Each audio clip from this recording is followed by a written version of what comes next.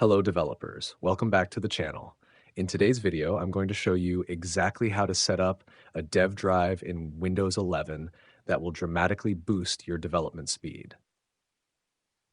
Dev drive is built on ReFS technology and employs targeted file system optimizations, providing enhanced control over storage volume settings and security. This feature is specifically designed to optimize performance for developer scenarios and can significantly accelerate your build times and development workflow. It's important to note that DevDrive is intended exclusively for key developer scenarios, and any custom settings you apply will be specifically tailored for development work. Before we begin, let's quickly review the minimum requirements. You'll need Windows 11 with at least 8 gigabytes of RAM and 50 gigabytes of free disk space available.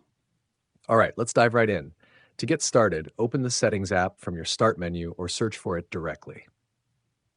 Once you're in Settings, navigate to the System section where you'll find the Storage option. Click on Storage to proceed. After opening Storage Settings, scroll down a little until you see the Advanced Storage Settings section.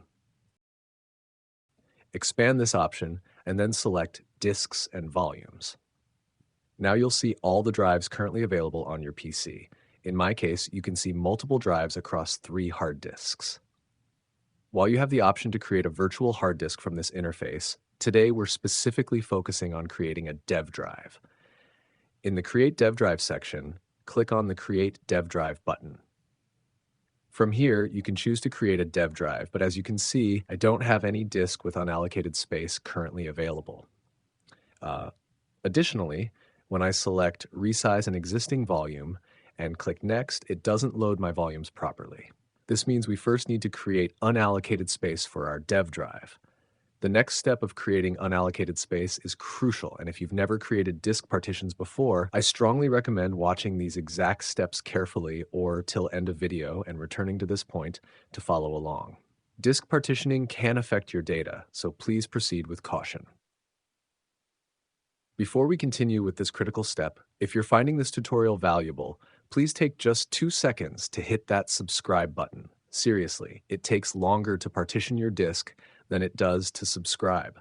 Plus, you'll get notified when I drop more Windows 11 developer tips and tricks. Let's open the Start menu and search for Disk Management or Create and Format Hard Disk Partitions.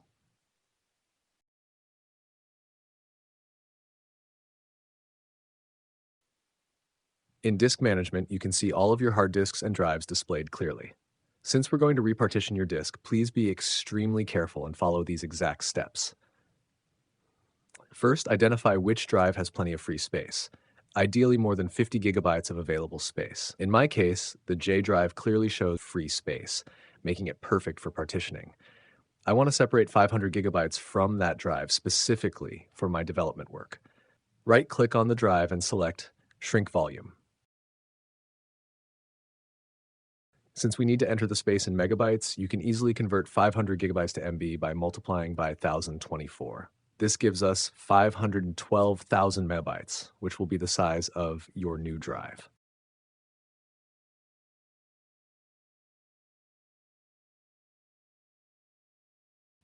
Enter 512,000 in the space field, then click Shrink. In just a moment, the system will extract 500 gigabytes from that drive and convert it to unallocated space. You'll see this reflected in the disk management interface. Now we can return to Settings and click on Create Dev Drive again. Excellent. Now you can see that it's showing one disk with unallocated space available. Select that disk and click Next. From this screen, you can customize your drive label, assign a drive letter, and then click Format to finalize the setup. And there you have it. Your dev drive is now ready to use and will provide significantly improved performance for your development projects. How did you get on with this tutorial? If you encountered any difficulties or have questions, please leave a comment below. I'm here to help. Don't forget to like this video if it helped you, subscribe for more development tutorials, and ring that notification bell so you never miss our latest content. Thanks for watching, and I'll see you in the next video.